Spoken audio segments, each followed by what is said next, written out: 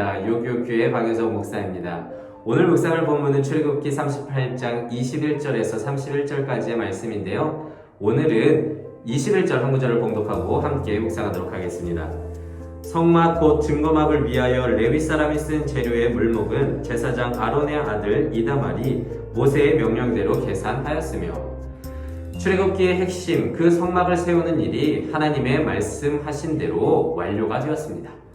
이 모든 귀한 일에 쓰임받은, 그러니까 헌신한 사람들의 이름이 이제 다시 한번 언급이 되는데요. 이전 31장에 하나님께서는요, 모세에게 하나님의 보호 아래라는 이름의 뜻을 가진 부살렐과 아버지의 장막이라는 이름의 뜻을 가진 오홀리압을 세워서 이 모든 일을 맡기셨습니다. 이름이 상징하듯이 이 둘의 연합은 온전한 주의 장막을 세우는데 전혀 부족함이 없었습니다. 금송아지 우상 숭배 사건으로 언약이 깨어져 앞으로 성막 건설이 어렵다고 생각되어질 그때, 하나님의 은혜로 언약이 갱신되고 그리고 여호와가 거할 처소 그 성막 건립이 다시 시작된다고 했을 그때, 그들은 정말 기쁜 마음으로 하나님을 위해서 전심을 다해 헌신하였을 것입니다. 하지만 오늘 특이하게도 부살렐과 오홀리압과 같이 기구를 만드는 일은 아니었지만 성막을 위해 헌신한 한 사람이 오늘 또 소개되고 있습니다. 그의 이름은 아론의 넷째 아들인 이다말인데요. 그는 성막 건립과 관련한, 그러니까 모든 물자의 목록과 비용을 기록하고 정산하는 일종의 회계 업무를 맡았다고 기록되어 있습니다. 역시 모든 일에는 돈 업무가 제일 중요하지, 그래서 이름이 기록된 것이다 라고 이렇게 생각할 수도 있겠지만, 물론 성경에서 왜 그가 특별히 기록되어 있는지는 알 수는 없습니다. 하지만 한 가지 확실한 것은 이 귀한 일에는 부살렐과 오홀리압 이외에도 헌신한 자가 있었다는 것을 의미합니다.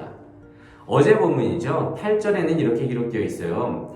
그가 노트로 물두멍을 만들고 그 받침도 노트로 하였으나 곧 회막문에서 수종드는 여인들의 거울로 만들었더라. 여러분 기억나시죠?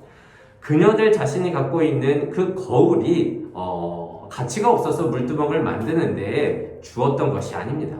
예나 지금이나 여인들에게 있어서 거울은 중요했을 것입니다. 그리고 희미하게 보이는 녹거울임에도 불구하고 광야 생활을 하는 데 있어서 갖고 있었다는 것은 그만큼 그녀들에게는 귀하고 소중했던 물건임을 반증하는 것입니다. 또한 성막을 짓는 데 사용된 비용, 금 29달란트 730세겔, 은 100달란트 1775세겔, 놋 70달란트 2400세겔 등 구체적으로 얼마가 들어갔는지 기록하고 있는데요. 이 회계 결과는 성막 건축을 하는 데 있어서 몇몇 대표자들만의 일이 아니라 모든 이스라엘이 동참하는, 그러니까 모두의 연합으로 이루어진 일이라는 것을 상징적으로 보여주는 수치입니다.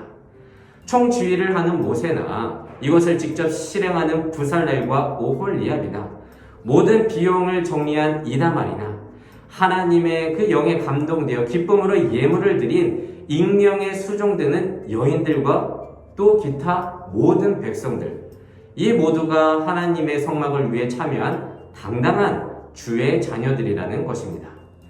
그래서 39장 32절에는 이렇게 기록합니다. 이스라엘 자손이 이와 같이 성막 곧 회막의 모든 역사를 마치되, 어떤 특정한 인물이 성막 역사를 마친 게 아니라 특별히 이름이 거론되지 않은 모든 자들까지도 포함해서 주의 귀한 일에 각자의 능력에 맞춰 쓰임 받았음을 나타내고 있다는 것입니다. 그리고 누가 더 많이, 누가 더 잘했다는 기록 없이 모두가 성막 건설에 동등하게 참여한 자들이라는 것을 표현하고 있는 것입니다. 종종 우리는 주의 몸된 교회를 세워나가는 데 있어서 이 익명의 헌신자들을 외면하곤 합니다. 그래서 교회 안에서조차도 자신의 이름을 내세우기 위해서 동역자들끼리 질투하고 다투며 때로는 무리를 지어서 네 편, 내 편 갈라 서로의 그 공을 나눠 먹기에 바쁜 모습을 보게 됩니다. 그리고 그것을 직분을 받기 위한 어떤 발판으로 사용하기도 하죠. 출애굽기에서도 정확하게 기록하고 있지만 성막 짓기에 참여하길 원하는 모든 자들은 기쁜 마음으로 자원하도록 명령하고 있고 그런 예물들로만 받을 수 있었습니다.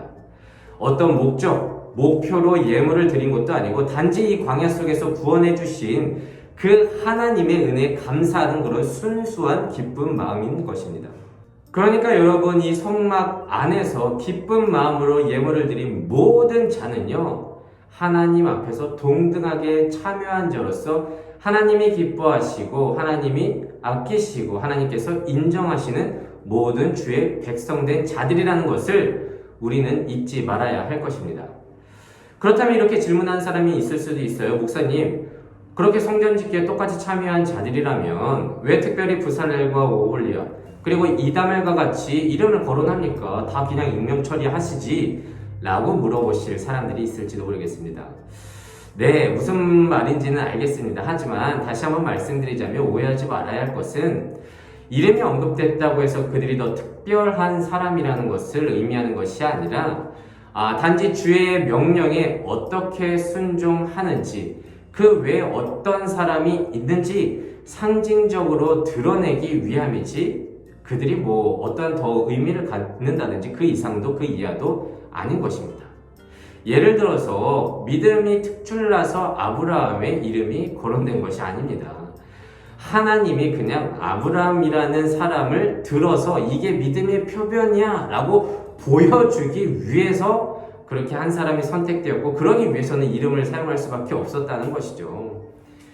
부디 교회에서 이거 내가 했어요. 그리고 내 이름 내세기 위해서 너무 애쓰지 마십시오.